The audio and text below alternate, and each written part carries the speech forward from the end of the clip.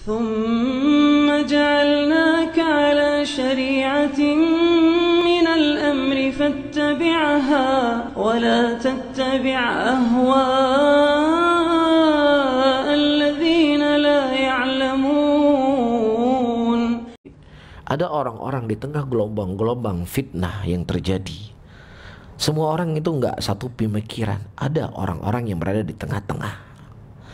Sehingga disinilah kita harus di tengah-tengah fitnah justru menyebarkan kebaikan, bukan menyebarkan celaan.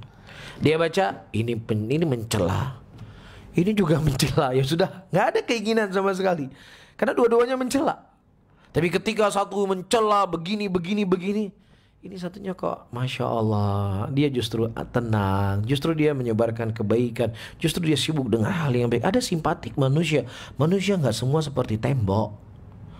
Manusia nggak semua seperti ditarik di hidungnya, enggak. Ada orang-orang berpikir di sana. Dan disitulah terkadang orang-orang seperti ini mendapatkan hidayah. Di tengah ujian justru apa? Orang-orang yang mendapatkan hidayah dari Allah. Nggak ada pengen cari tahu tentang apa ceramahnya Ustadz Khalid Basalamah. Nggak ada pengen cari tahu. Ketika setiap hari dia Khalid Basalamah, begini apa ini agamanya dulu?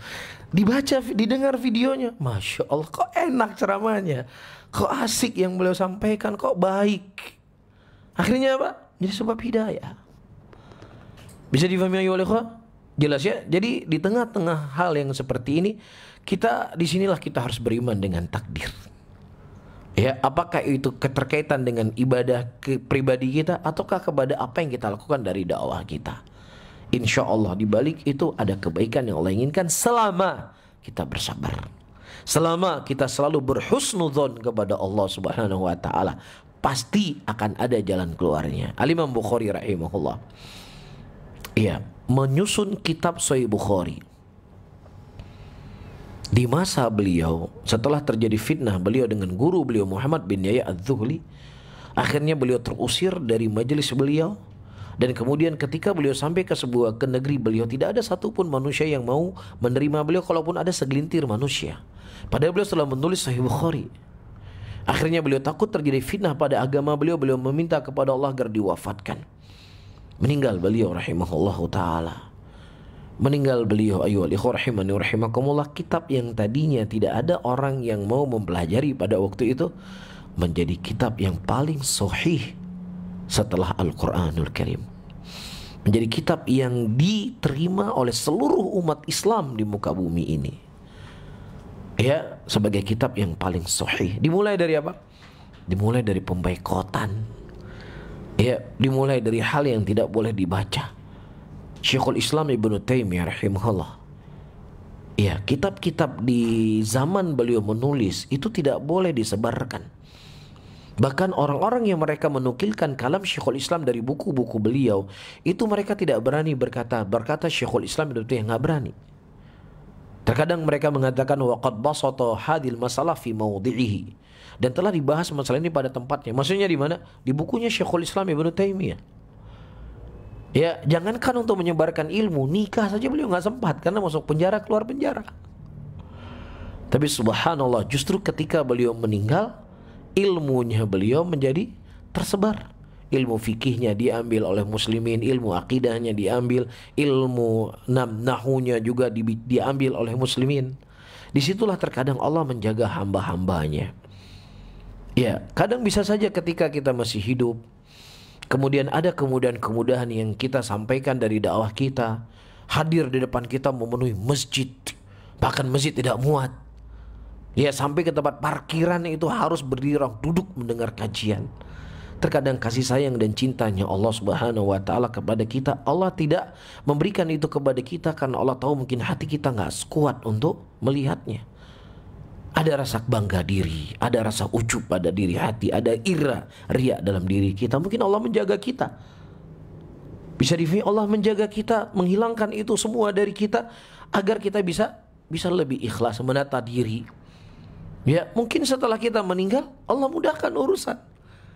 Ya, mengalirlah pahala-pahala kepada orang-orang yang mereka menyeru kepada kebaikan, walaupun di masa hidupnya mungkin dia nggak boleh dia menyebarkan kebaikan.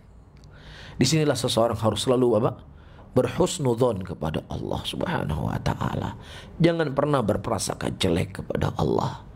Apalagi kita mengatakan kami ini mengajarkan kepada kebaikan, kami mengajar Quran dan Sunnah, masa kami nggak boleh begini, apa-apaan ini dan lain sebagainya. Ya, kalau kita protes itu kepada Allah tentunya tidak pantas ayyuhal ikhwah. Allah yang lebih tahu. Ya, dan itu sebagai bentuk kasih sayang Allah kepada hamba-hambanya. Betul nggak? Meninggalnya Syekhul Islam, berapa banyak orang masuk Islam pada waktu itu ketika beliau meninggal?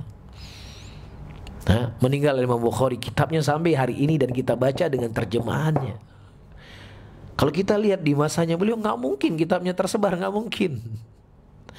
Beliau pada waktu itu dibaikot, itu tempatnya jauh sekali di daerah Samarkandi, daerah Uni Soviet sana. Ya, sampai ke Indonesia hari ini kitabnya pakai bahasa Indonesia.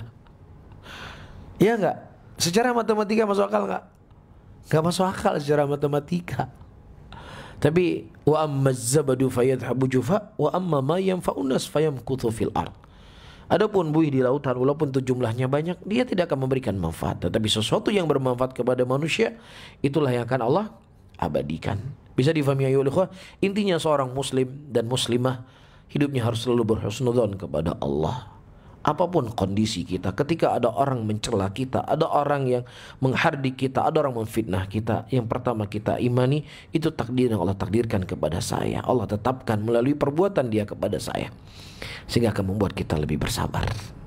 Bisa difahami? وَمَا أَرْسَلْنَا مِن قَبْلِكَ إِلَّا رِجَالًا نُوحِي إِلَيْهِمْ فَاسْأَلُوا أَهْلَ الذِّكْرِ إِن كُنتُمْ لَا تَعْلَمُونَ بِالْبَيِّنَاتِ وَالزُّبُرِ وَأَنزَلْنَا إِلَيْكَ الذِّكْرَ لِتُبَيِّنَ لِلنَّاسِ مَا نُزِّلَ إِلَيْهِمْ وَلَعَلَّهُمْ يَتَفَكَّرُونَ أفامن الذين مكروا السيئات أن يخسف الله بهم الأرض أو يأتيهم العذاب من حيث لا يشعرون أو يأخذهم في تقلبهم فما هم بمعجزين أو يأخذهم على تخوف فإن ربكم لرؤوف رحيم